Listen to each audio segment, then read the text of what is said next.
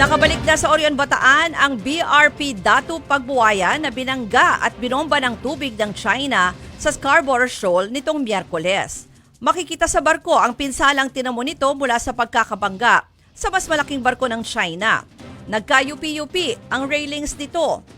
Nasira ng water cannon ang antena, ilaw, aircon at iba pang security at navigational features ng BRP Datu Pagbuwaya. Sa assessment ng BFAR, aabutin ng milyong-milyong piso para ayusin ang tinamong pinsala ng barko. Una nang giniit ng China Coast Guard na ang Pilipinas daw ang pasimuno ng gulo. Depensa ng National Maritime Council o NMC, lehitimo ang pananatili ng mga barko ng Pilipinas sa Scarborough Shoal dahil pasok ito sa exclusive economic zone ng bansa.